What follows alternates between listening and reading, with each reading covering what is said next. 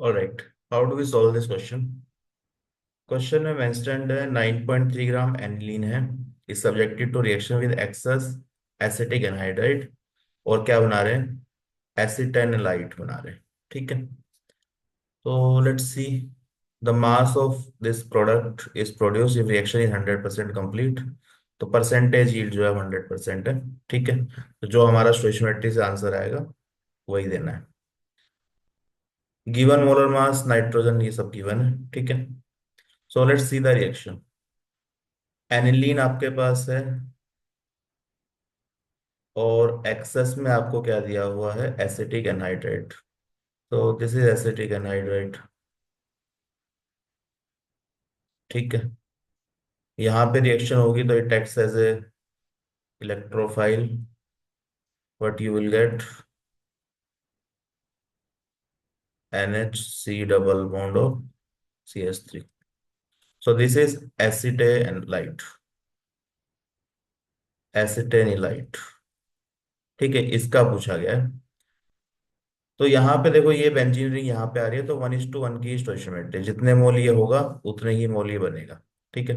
ये तो ऑब्वियस सी बात है, बैलेंसिंग की यहाँ पे जरूरत नहीं है because this benzene ring is constant. तो जितने बेंजीन रिंग यहाँ पर थे एनिलीन, वही एनिलीन यहाँ पे आ रहे हैं। तो इन दोनों के मोल शुड बी सेम। ये वैसे भी आपको एक्सेस में दे रखा है। तो एक्सेस में देने का रीजन क्या है?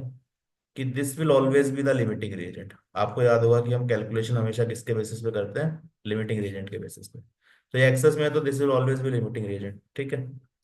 तो पहले इन दोनों का मोलर मास निकाल लीजिए। इसका आप मोलर मास देखेंगे। मोलर मास तो ये आता है 93 ग्राम पर मोल। ठीक है। एंड इसका मोलर मास भी निकाल लीजिए। This molar mass comes out to be 135 gram per mole.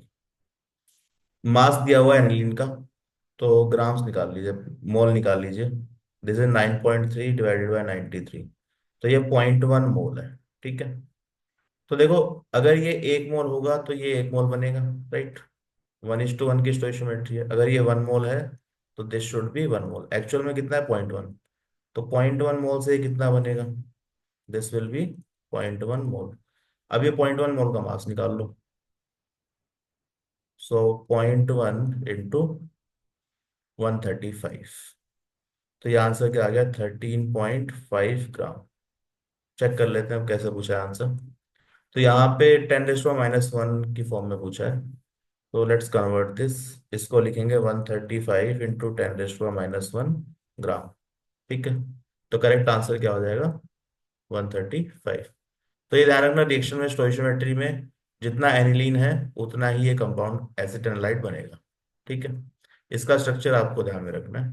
Basically यहाँ पे वैसे भी देख सकते हो रिएक्शन करा के भी। एनिलीन की एसिटिक एनहाइड्राइड से रिएक्शन कराएंगे तो यही बनेगा। तो आपको ये याद भी ना हो तो भी चलेगा because you can see the reaction. ठीक है। I hope this question is clear. Correct option is, correct answer is 135।